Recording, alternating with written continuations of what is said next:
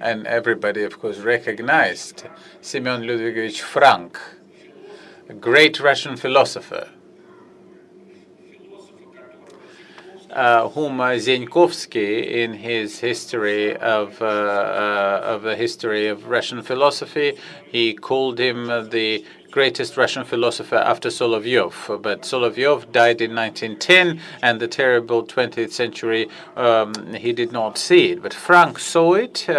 He was born in 1877, so he is now 140 years as of this date, and he lived through all Russian revolutions and the Second World War, as distinct from his friend Pyotr Struve, who did not live to see the results of the war and the ravages of the war. So the revolution, as seen by one of the greatest Russian philosophers of the 20th century, a person who went a long path from materialism and positivism, and even some Nietzschean idea to the Russian liberal Christian thought. When I was composing the anthology of Russian liberalism,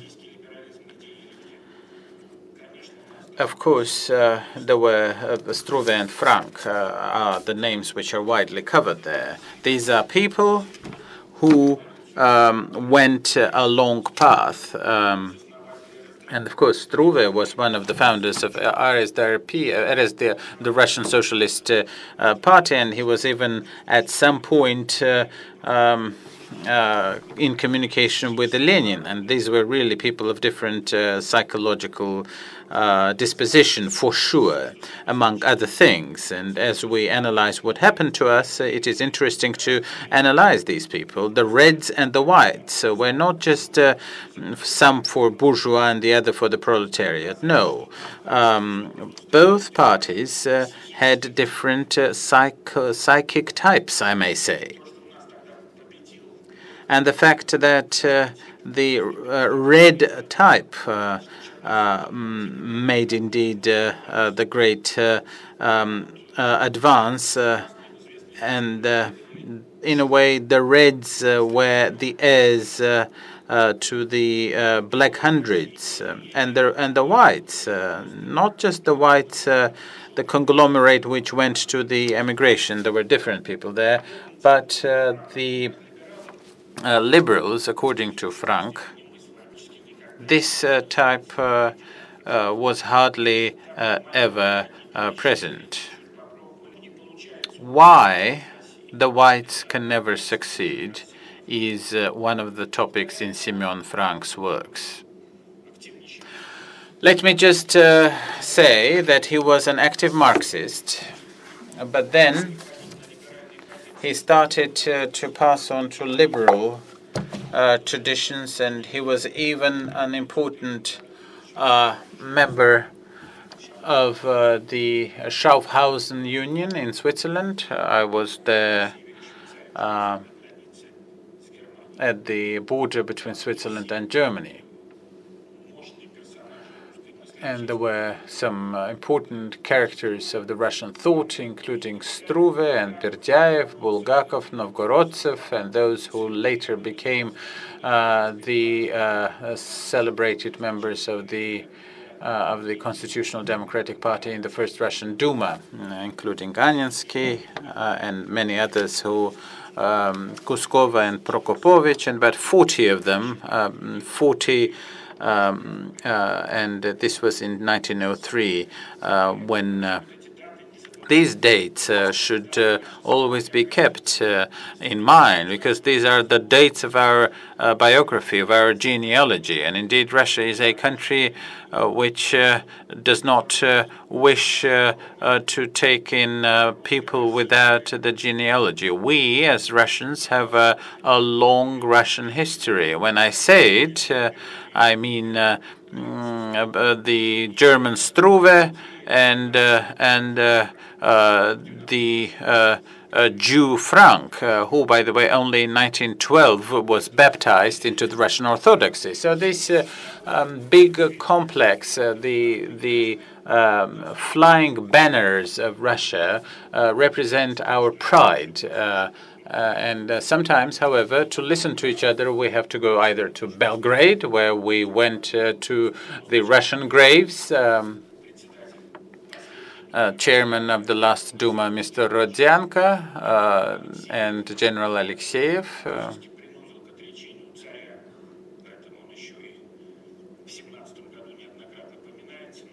So his name is given a number of times.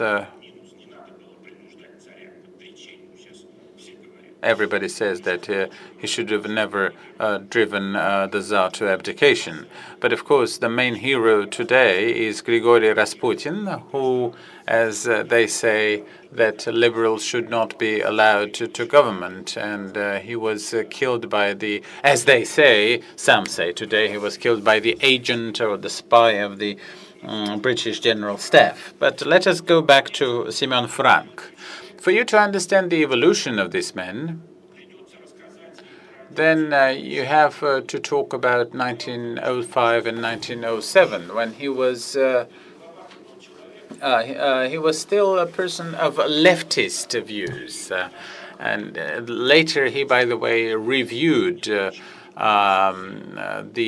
left-right division, because it is very fashionable to divide the political spectrum into right and left. And I think that Semyon Frank and Struve were right in abolishing such a division. And there was a time, who is Mr. Zyuganov? Is he left or is he right? But then why is he Black Hundred style? Why is he a churchgoer? Is it right or is he left? So Semyon Frank, until 1905, was very leftist, and Struve was always his older friend Struve was always cooling him down, because he already went through this personal revolution. And a couple of quotations from Frank, and Struve was still not under amnesty, but Frank was in Petersburg.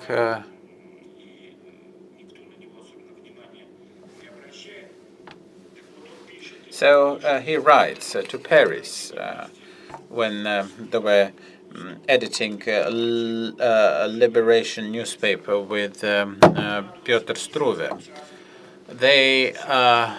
People are elated by the Tsar's manifesto.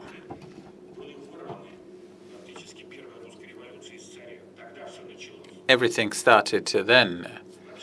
And when we take this big block of events, everybody that talks about 1917, if we read the greatest Russian historians like Kluchevsky, you will see that the revolution and even the civil war started on the Bloody Sunday on January the 9th, 1905. And Kluchevsky comes out to the young people like yourselves. He goes to the Moscow University chair, and he talks on St. Tatiana's Day on the 25th of January, when the notable professors speak before the students. So he talks before a big audience. After Bloody Sunday, be prepared, colleagues. Nicholas II is the last Russian Tsar. Alexey will not be a Tsar. He was only 6 months old, Alexey. Well, Kluchevsky died in 1911, and he said everything. This was the last Russian Tsar. And so talking about the rest should be looked upon through the prism of these events. This chain of Russian cataclysms, when the Tsar shot into its own people. The bullet which then killed the Tsar, Alexey, Nicholas and his son Tsarevich Alexei, is the ricochet from the boy who was killed on the 9th of January. So everything is related in Russia, and there's an important point here to be put. So Frank and Struve, Frank writes to the Struve couple in Paris that he's elated by the manifesto, and it seems to him that the revolution is ending because the Cossacks are in Manezh, and they were embracing the people.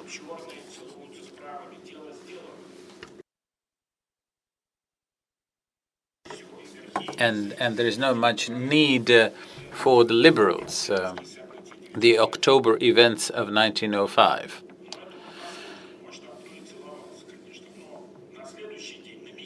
But the next day, on Myasnitskaya Street in Moscow, in central Moscow, he sees how the Cossacks and the dragoons were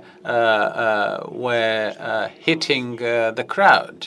And of course, the government stifled the revolution, thinking that the cycle was over.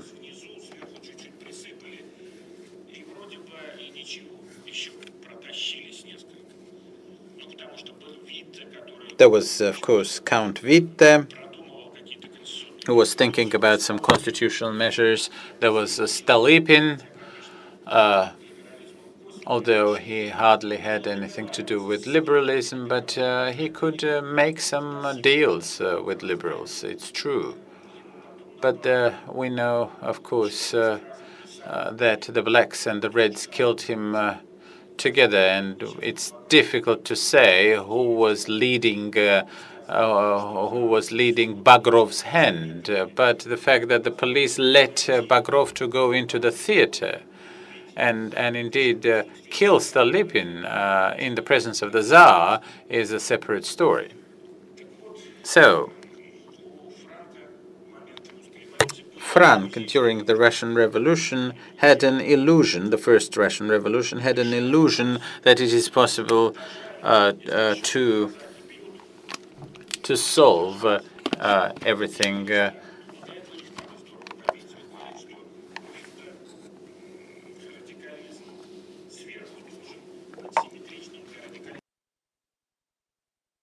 and radicalism from above was becoming equivalent to the radicals from below, and everybody started to stand for either the Cossacks or against the Cossacks. The Black Hundreds and the Cossacks on the one side, and everybody else on the other side. And if needed, we need individual or personal-based terror. Frank is writing in this letter in 1905, but with this he's making a reservation that he is not ready to spill blood. He takes it, he hands it into the hands of the professionals, how he expressed himself. And as an intelligent person and a member of the Russian intelligentsia, he is extremely tantalized by the idea that blood has to be shed, but he doesn't want to shed blood himself. And so Struve, his senior friend, comes to St. Petersburg and indeed cools him down. Here's the point. It turned out that such persons as Struve were right. Revolution, if it were to become a liberal revolution, must have indeed fought not just to the right spectrum and also to the left spectrum.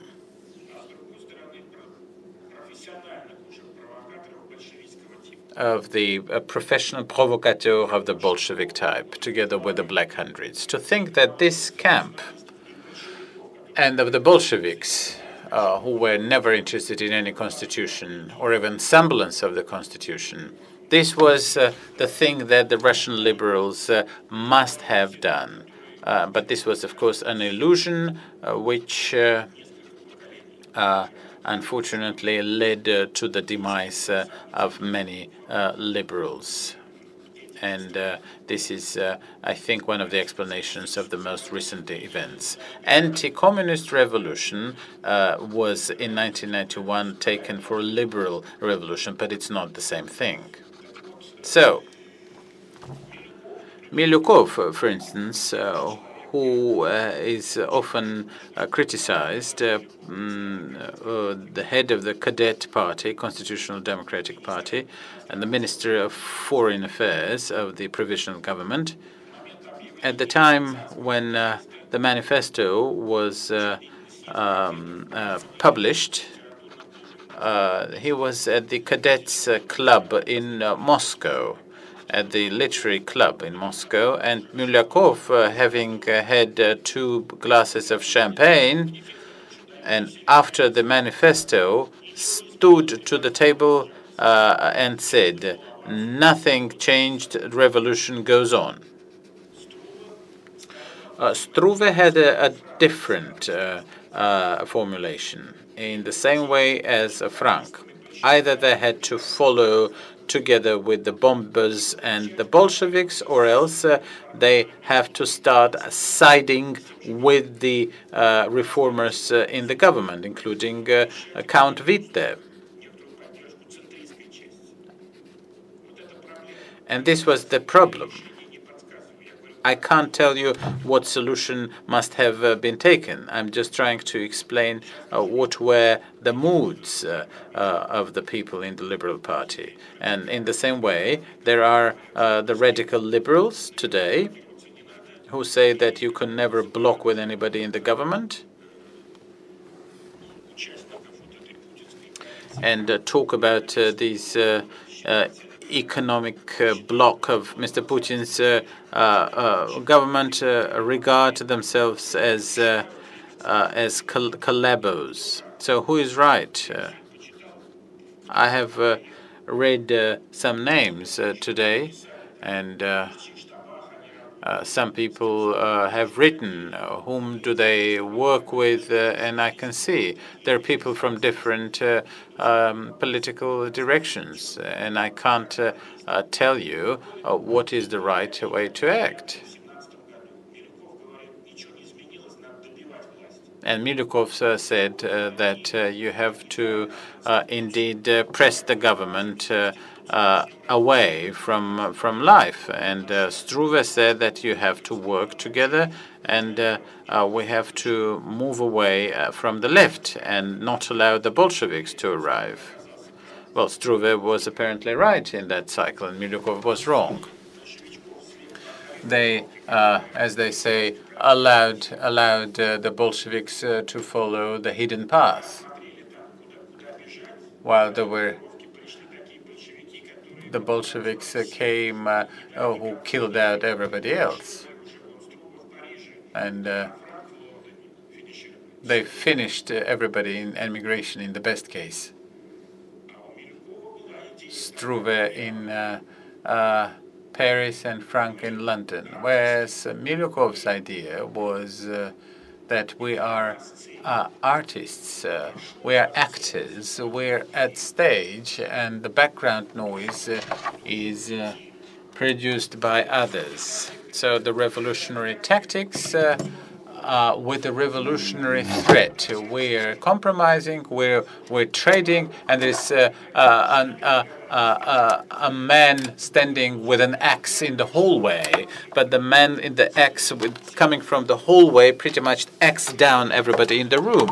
And you could not have used Ulyanov as a ram, really, because as he rammed in, the entire edifice of the Russian monarchy, of the Russian state, was demolished. And as the government continuously shifted towards the left with with the first coup d'etat by the Bolsheviks in June. Ulyanov fled to Razliv, and they were disarmed. And in summer and in October, September, when they had to fight Kornilov, Kerensky gave the order that they return the weapons to the Bolsheviks to suppress Kornilov's revolt, which was later, these weapons were used, the arms, in October. Minister of Justice Malentovich, when they took the decision to arrest Lenin, was the first to call Lenin and say, look, they will soon come to arrest you. That was just Menshevik. Malentovich, run. And Lenin ran away, and they could have arrested him then. So I suppose that those main discussions which started back then in 1905, 1907, continued in 17, were decided in practice, and then they all went, Struve went into emigration as one of the leaders, because he was a Minister of Foreign Affairs in Wrangel's government. He was here underground. Frank openly worked in Petrograd, then in Saratov, where he tried to work in a more calm way. He thought that the Reds would less affect him. Then he realized it would be hard, because they started and decided that, he was put on what is known as the Philosopher's ship, where people like Berdyaev and Karsavin, the first group, Burgomaster Hakin, then there was the second ship with the second group, so there were actually two. Many of them took what was known as Philosopher's train. People were sent away, like Pyotr Stepun on a train. It's all happened in 1922. What do they do now? Now that they work together? Semyon Ludvigovich with his senior comrade Pyotr Berngardovich Struve, they work together, seeking to, after the revolution of 1907, not to disallow things they had foresaw before that. What could happen to Russia if you continue to play up to the leftist parties, so that people should not let become perceptive. They were anarchical things, and Trotsky had his own ideas at that time. He was not really with the Bolsheviks. He didn't join the same party. Let's put them like leftist. We must work to educate people. So the first leagues of Russian culture are set up. It's known as like culture and politics, that people need to be, so that they don't become vulnerable to the demagogics of the street. I'd like to point out that if we recall our pedigree, seminars like this, where you talk, some invited lecturers with young people who are keen to get to know more, can meet and compare notes. They started that in emigration. Where does this Russian Christian movement, where does it come from? Semyon Ludvigovich was one of the ones that were the founders, together with Karsavin and Berdyaev. They traveled the cities and towns. I'm not sure if they had any in Sweden. In Spain, surely not. But in Central Europe, yes, they were very strong there. They spent a lot of time thinking that, well, if it didn't work in Russia, we must prepare the new generation of the Russians while they're still in emigres, but they might play their role further on. Not to lose the Russian culture, although it sort of had moved to emigration, but one day these people were supposed to play their own. They believed in that, for that matter. So the revolution, nevertheless, happened. They could never prevent it from happening, although they had two very strong attempts to warn the Russian intelligence against falling into nihilistic, irreligious, they put it, heresy.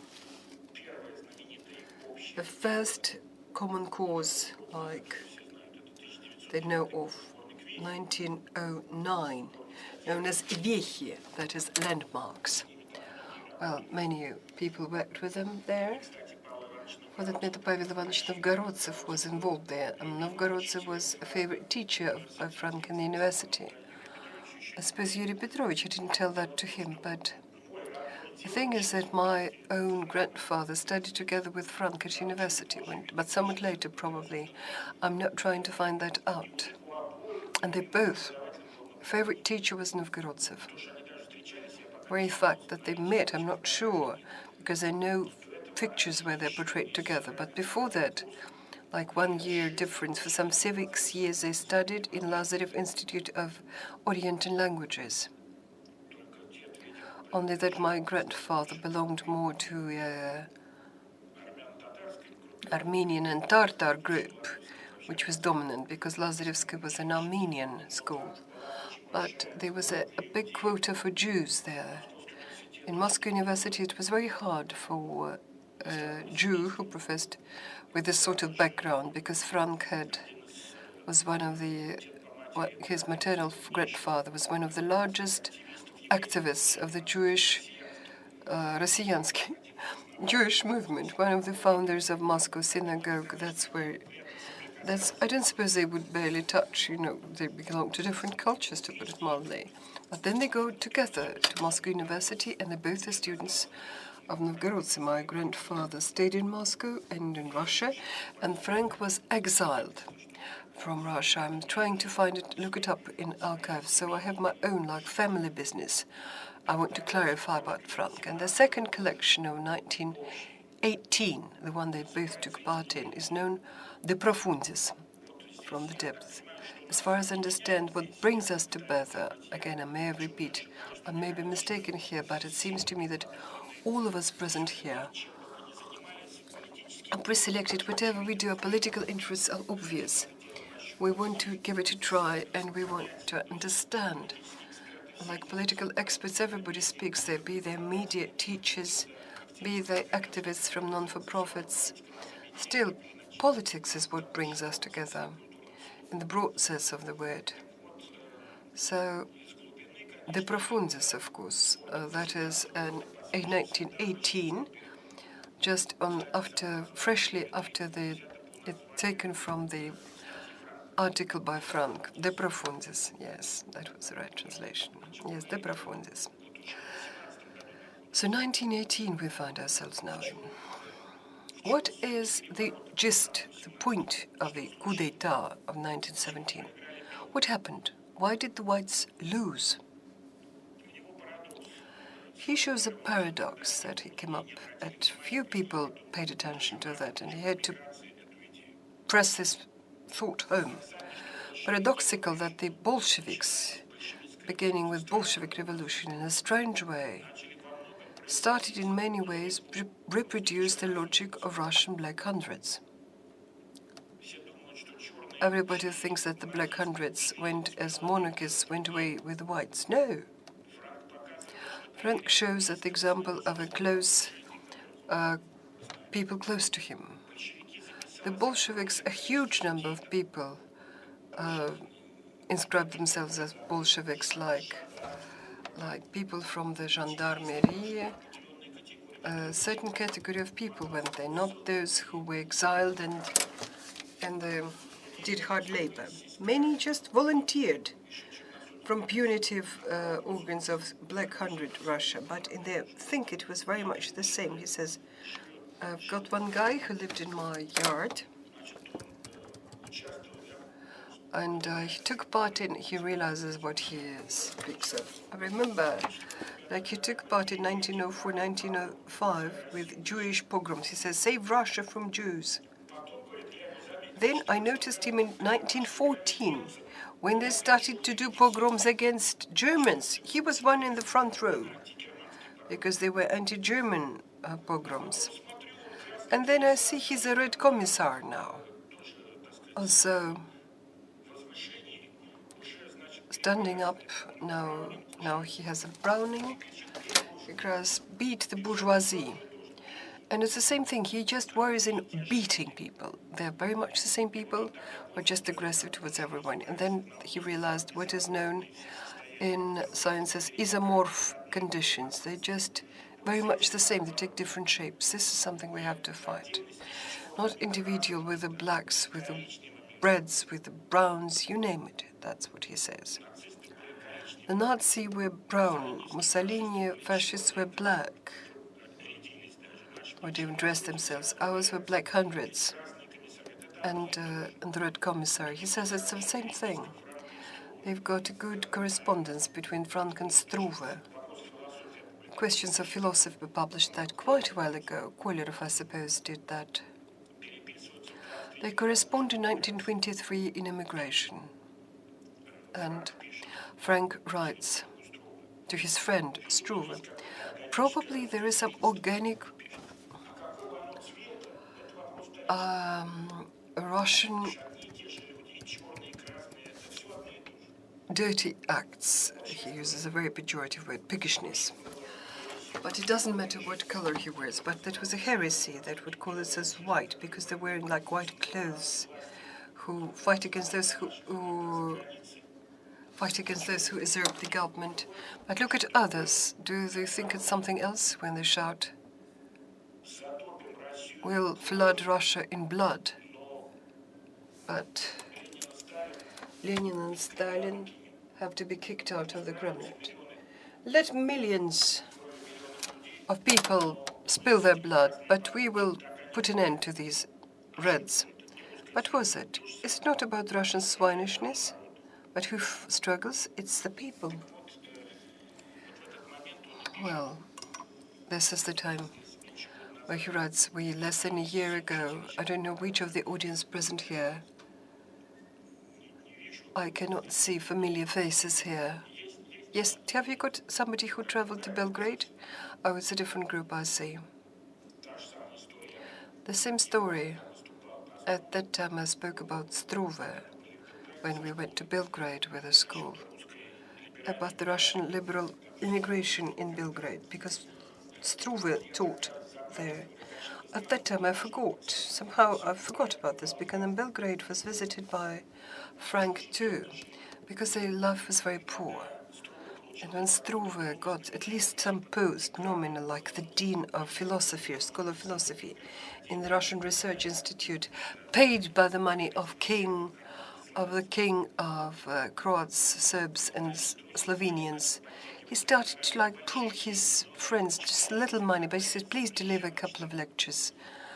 And at that time, it was at that time that they wrote his famous article in 1930, but it was printed only in 1931. That was name, The Other Side of the Right or Left. It was written in Belgrade, where it's a small article where he just analyzes painstakingly these problems that have to do with myths about ideas about the rights and lefts. What were the lefts? Lefts that fight with the government. But nowadays they came to government, those lefts. Doesn't mean they've become rights. And the whites, who were supposedly, some part of them was like Kammergers and active nobility in the upper classes, maybe to kick it out. This model that is no longer valid. So for each thinking political scientist, this is one of the things that need to be read. I'm in charge of political science department in a university. I keep saying, those who haven't done it, please do it when you do PhD. I physically make my students read it. This is one of few things that should be well known by any political scientist, published in Paris, 1931. I published that, and I think I dug out. Struve, at that time, was banished from Parisian newspapers. They had its own. They disliked Struve. He was so independent. They had Gukasov, a millionaire who published in the newspaper Revival. They kicked out Struve, and that's why he agreed he would make at least some money in Belgrade. But what was left a small newspaper, his colleague in university. In his day, his young student, then PhD student, they were co-editors, but Struve controlled this Parisian newspaper from Belgrade. It was no Russian of Slavs. But where could Frank publish his articles? Again, may repeat it, it's a small article. If you put it just less than 24 pages, like 18 pages maybe at most. It was problematic to find somebody. There was no political organ they could control. The leftists say, even Kadej Milyukov, this last news is there. The famous Parisian journal Modern Notes, neither Struve or Frank, his friend, were not welcome, because it was published by former SR, Vishniak, Arsentiev and others, socialist revolutionaries. He would say, let's write it in the newspaper Russia of the Slavs. I'll just agree, we'll just send a telegram to my co-editor. But then we'll have to split it into 3 or 4 fragments, because in a newspaper you can't carry such long article. As I can't, it's small as it is, it's like a monolith. It is there, there's no way to stop your eye. As you read it all, from the very start to the very end. And finally, they managed to put it in the magazine Chisla, decadent journal published by one of the women who was a fan of esoterics, who was really patronizing Krishnamurti, who was at that time, I was enamored in one of his daughters, the Monsearli. That was a lady from Petrograd who emigrated from St. Peter's, Petrograd with her husband. It turned out her old husband died soon and left a huge heritage, which she put into this literary. And thank you very much, because they published a huge number. It was a non-political magazine. It was like decadent, literary, with problems that had to do with, say, esoterics, kept hinting to some borderline situations, death. And this article got there, and alas, it almost was left unnoticed. This often, it's not enough. You must publish it, but you also know where to publish. That is why I repeat it, that it's not even known by hearsay to specialists. This is something to be sorry about, let alone you need to really find it, dig out for it.